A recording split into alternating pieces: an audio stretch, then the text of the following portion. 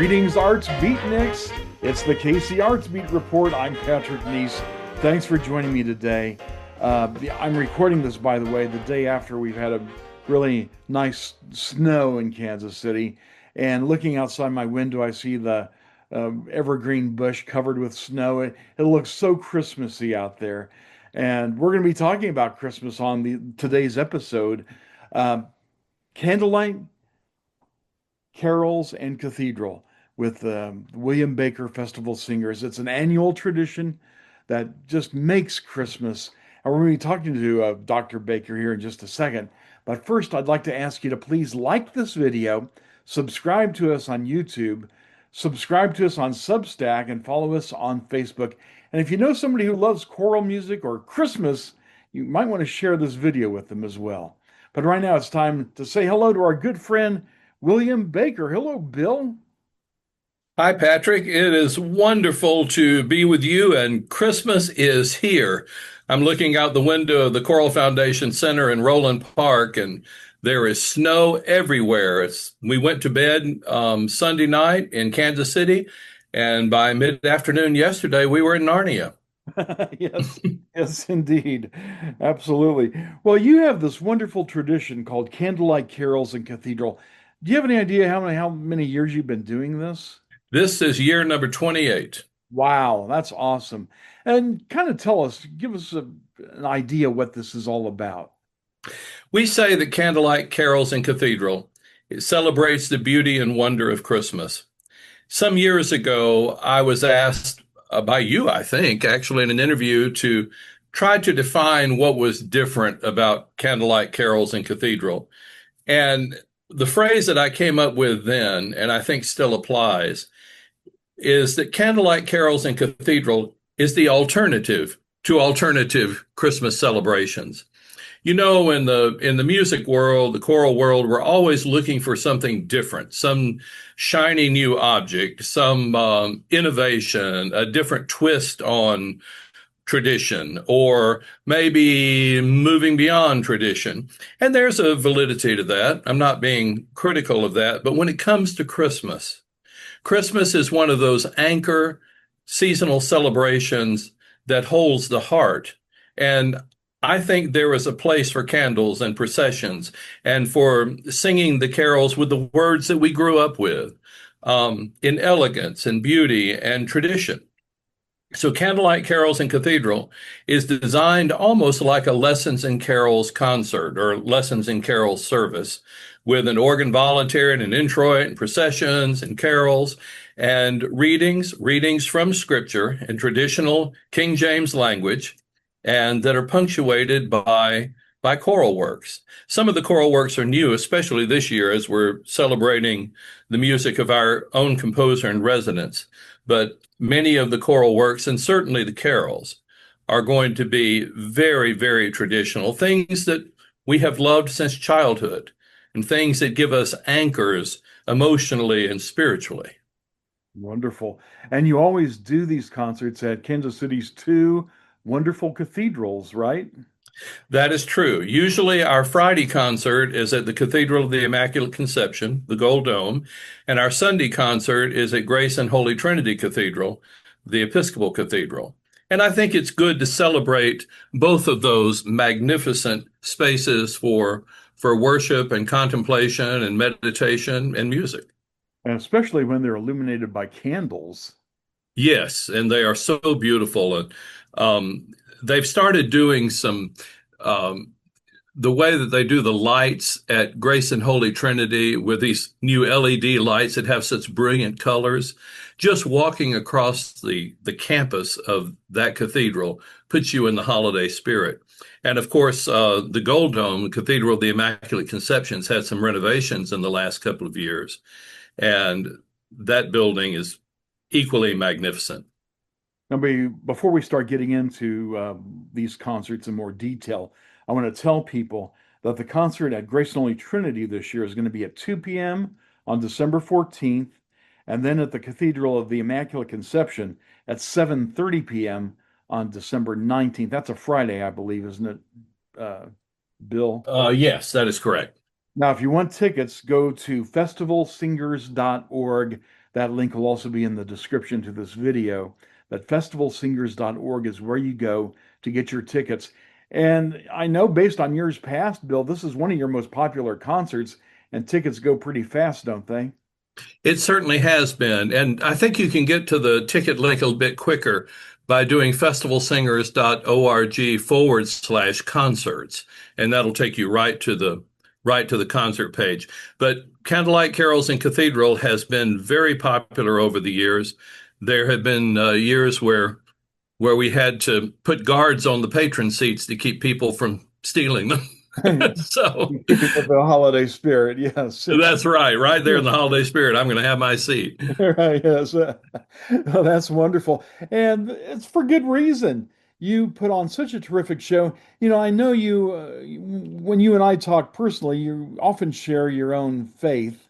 And I know you don't shove it down people's throats, but I know that these two concerts are very much informed by your faith. I don't know if you feel comfortable talking about that or not, but I Well, think of course. I think the one makes these concerts special. I think that yes, and I think there is a place. Sometimes we're just so afraid of saying the wrong thing or doing the wrong thing or pushing the wrong button or that we don't say what is truly on our heart. And you know, I make no secret that the story of Christmas, the story of God's reaching into our lives to bring us hope and salvation, I believe it with all of my heart. And Candlelight Carols in Cathedral is unapologetic as a celebration of Christmas. The scriptures that are chosen and the music that is chosen to support those scriptures are designed to tell that story, to tell the story of the omnipresent God in the coming in the guise of a vulnerable infant to bring hope and help to people. One of the things that I think is important about music of the holidays and especially this story, there are people that come to these concerts and their hearts are bursting with joy. They're in a place in their life where things are happening beautifully, and they're looking for a way to give expression to the joy that's in their heart. And there are people that come to these concerts with hearts that are broken, and they come to seek music and words and traditions that will bind up those broken hearts. One of the most moving years of Candlelight Carol in Cathedral was in 2020, when almost the entire world was shut down. And the festival singers, we did Candlelight Carols in Cathedral. We did it anyway. We wore masks and we stood apart. But there were dozens and dozens of people that came to us and said, if it weren't for this music of this season, if it wasn't for these words, I don't know if I could have gotten to the end of the year. And that's certainly not to lift us up, but I believe that the voice that speaks through us is much greater than our own. Well, you do a wonderful job, and you're assisted by some wonderful people as well. This year, John Schaefer is going to be the organist. And does he open the program with He the? does. The program opens with an organ voluntary, and then the festival singers will sing Ed Fraser Davis's magnificent setting of Veni Emmanuel. We'll sing that from the back. And then we have the traditional procession, O Come All You Faithful, which is the procession every single year. And we use the Wilcox descants, which I think are unparalleled. One of the things that was so moving to me one year as a man and his wife and their children came to this concert. And he said, tears were streaming down my face watching my children sing, O Come All You Faithful. So they can't sing it at school. And honestly, our church doesn't do music like this anymore. And I'll be honest with you, my first thought was, well, dude, you need to find another church. But but he said it was so meaningful to sing this song that has meant so much to me for my entire life of 50 years with my children. Wow. Yeah, it's a great. This is a great concert, by the way, to take your kids to. This is an all family affair, obviously. I think children would love it. They'd love the atmosphere of the candles as well.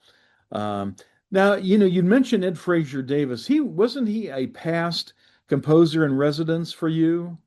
He was. He was our composer in residence, I think, from 2016. I think from 2016, 20, no, well, actually earlier than that. Yeah, I'm getting to an age where I can't remember years very well. But Ed Frazier Davis was our composer in residence for a number of years. He's obviously still on the Choral Foundation faculty as director of Vox Veni and director of our Institute for Choral Creativity, both based out of Chicago now. Mhm. And it's he wrote probably 10 or 12 pieces for us that we premiered. And I can't really say which one is my absolute favorite because which one is my favorite is the one maybe I'm doing at the time. But this setting of Veni Emmanuel that he actually wrote for a local choir here in Kansas City, Te Deum, I just love it. Um, it's my favorite a cappella setting of that Gregorian chant that has become a a Christmas hymn. Oh, Um, and then, of course, this year we're celebrating throughout the season the music of our current composer in residence, Dr. Sean Sweden. In February, we'll be doing an entire concert of Sean Sweden's music here in Kansas City and then taking it on tour to Arkansas. But he has, I'll count them up, one, two, three, four, five selections in this program I that we'll be noticed doing with that. Sean Sweden. I see that right after "O Come All Ye Faithful," you're doing a piece by him called "Everywhere I Go." Can you tell us, does he have a distinct, can you describe his style? I mean, I know he's an up and coming composer, but at this point in his career, does he have any kind of distinctive qualities to his music that you could tell us about? I think I can. To me, a great composer, and Eschenvals or Ed Fraser Davis or Sean Sweden, a great composer is one whose music is planted in different soils. You know, there are some composers whose names I won't mention, but you hear their music and okay, they've written a wonderful piece of music and then they write it 20 times more in different clothing. Um, Sean's music has an incredible diversity of sound. Everywhere I go is a setting of spiritual, and it's a spiritual that I didn't know about, and I pride myself in working with spirituals, but and he said it for men's chorus. It's rambunctious and it's out there, and it announces after the procession, it announces the joy of the concert uh, with, as they might say, vim and voive. Um, and then he has a setting of There Is No Rose, a text that some of us will know from Britten's Ceremony of Carols for piano. Um, Sean Sweden's dad was a church music director and is a wonderful pianist in his own right. And Sean had written this for his father to play. And years ago on a tour to Arkansas, previous tour to Arkansas, we got to sing that piece with Sean's dad playing it. It's a beautiful setting. There is no rose. And he has an Alleluia with percussion that is just very joyful, incredibly joyful. I think you asked about Sean and characteristics of his writing. I would say that one of the characteristics of his writing is beautiful melodic material. He's written some just lovely, compelling melodies in these works. The other thing, and Sean is a percussionist. I think his DMA is in percussion. Um, his rhythms, his music is highly rhythmic, and several of his pieces will use one or another examples of his percussion talent. And Uh-huh. that is certainly the case with the Alleluia in this program. And Adam Lay Bounden is another one of his pieces that I never quite know which percussion goodies he's going to bring, but it's always a delight when he does. And such a variety of other kinds of music coming up. It's lots of pieces. We can't go into much detail on them all, but one thing that jumps out at me is that you're doing a couple of Russian Orthodox works. We are, and the Gladsome Light from Rachmaninoff's Vespers. We did that last year on our tour to the Southeast in Atlanta, and the group sang it really nicely, and it is such um, it's such a rich texture. And the Festival Singers is a for a semi-professional ensemble is a larger ensemble than most, so we're able to do some of this late romantic music um, with depth. And I'm not going to embarrass myself by trying to pronounce the Church Slavonic, but this work, I told the choir that I said, I think this piece of music was written for you. And the same thing with Alexander Grachaninov's setting of O Gladsome Light, that will be the last choral piece on the program. Um, we do evensong at St. Mary's as we're composer and or we are chorus in residence at St. Mary's Episcopal Church downtown. So we do evensong twice, and we use the Grachaninov O Gladsome Light in those. And they sang it so beautifully in September. I said, I got to put that in Candlelight Carols and Cathedrals. So we've got those two Russian pieces. Are those both sung in Church Slavonic? The Rachmaninoff will be sung in Church Slavonic. The Grachaninov will be sung in English. So that sounds kind of challenging, Bill. Do you bring in a coach, or what do you do for that Rachmaninoff? Well, we're actually quite blessed. One of our members is the former accompanist of the Yale Glee Club. And his work now, even though he's one of our staff pianists as well. But his work now is as an editor for Oxford University Press, and he is quite gifted in languages. So he has been our coach for the Church Slavonic. I see. Neat. And Renee Clausen, really well-known composer. You're doing a piece by Clausen. Yes, the Seek the Lord, the setting from the Isaiah text, which will be read right before we sing Seek the Lord.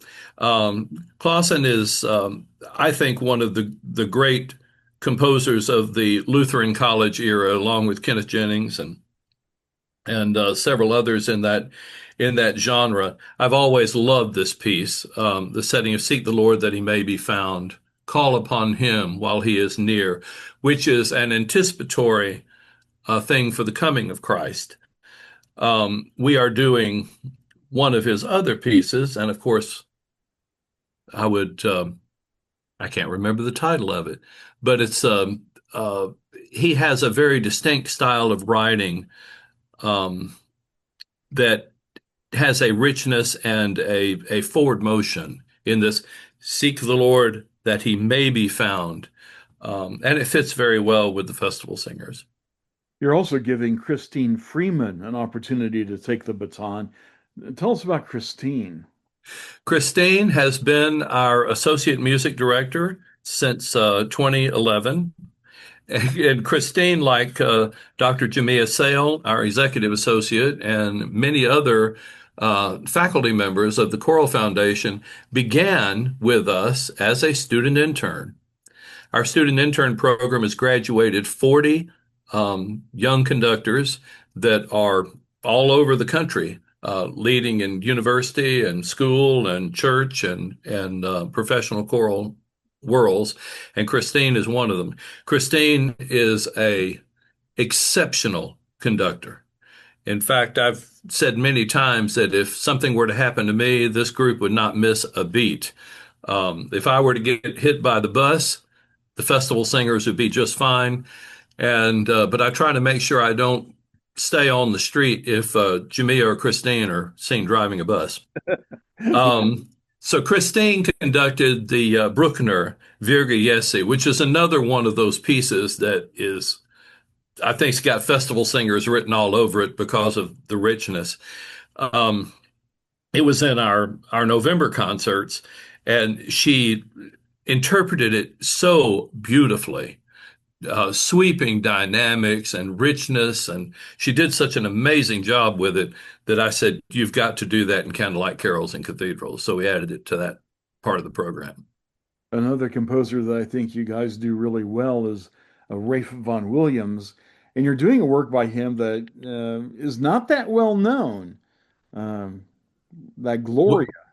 The Gloria from the Mass in G minor, Vaughan Williams's Mass in G minor for double chorus is I mean, to say a piece of music of Vaughan Williams is magnificent is this Mr. Obvious, you know. But Vaughan Williams is one of my absolute favorite composers. Recently, we did his cantata Dona Nobis Pacem, and we've done dozens and dozens of his pieces. But this Gloria that comes after the reading of, and there were shepherds abiding in the field, and the announcement of the Nativity, it's magnificent for double choir. Yeah. And of course, you're going to have lots of opportunities for congregational singing. You're doing one of my favorite Christmas carols. I don't know how many other people consider it their favorite, but Lo How a Rose Ere Blooming. And I love that piece, Bill, because I think so much Christmas music has a tinge of melancholy to it. I don't know what it Mm. is. And that piece has that for me. Do you find that true as well? Oh, absolutely. And I think and the way that we've structured this is the after the reading of the Magnificat, you know, the Virga Jesi, and then there is no rose of such virtue as is the rose that bare Jesu, which is Marian. It's a song of love for Mary. And then lo, how a rose, you know, it came a floweret bright amid the cold of winter when half spent was the night. It's a very tender, it's a very vulnerable, it's a very personal, it's a very loving expression of the very human issue of giving birth and bringing new life into the world. Even that new life and vulnerability that would be the King of Kings and Lord of Lords. Lo How Rose is a beautiful expression of that. And then there's another organ piece. I think it's a Brahms that John has planned. And then ending that with the O little town of Bethlehem, how still we see thee lie with the audience. Wonderful. So, if people have been listening to this so far, just imagine this wonderful music accompanied by candlelight. That will just be magical. It's in the two cathedrals downtown. By the way, Bill, do you know yet who's going to be doing the readings? It is our tradition that our members do the readings. We have, with two concerts and seven readings, we have 14 of our members that do this, and they do it with. It's a very special way to participate in the program, and every year I'm amazed with the care and love and depth and expressiveness with which they read these lessons. And these are not they're not read dramatically. They're not read as a show. They're read as a devotion. And that's one of our traditions with this concert. It sounds very much like, as you said at the beginning, like one of the great festivals of lessons and carols that you might hear at Cambridge or Oxford. And you can hear right here in Kansas City at one of our wonderful cathedrals, Candlelight Carols in Cathedral with the William Baker Festival Singers, Sunday, December 14th at Grace and Holy Trinity Cathedral at 2 p.m. and 7:30 p.m. December 19th at the Cathedral of the Immaculate Conception. And again, Bill, give us you gave us a more of a streamlined address where people can get tickets. To get tickets, festivalsingers.org/concerts. And of course, tickets as available will be available at the door. You were coming to the end of 2025, Bill. You always have so much stuff cooking with the Choral Foundation. Any outstanding achievements this year you want to mention? Yeah, I know I don't want to put you on the spot, but Well, we're expanding to 13 ensembles in 4 states. We're going to add another summer chorus in 26 in Atlanta, and then we're going to add a fourth summer singers in Kansas City in 27. I'm conducting the Ernest Bloch Sacred Service. I guess that's actually in 27. There's a new piece called Sacred Places, and it's in the structure of a Jewish Shabbat, but it's poetry and sacred music from the Jewish tradition that I'm going to have the privilege of conducting in March.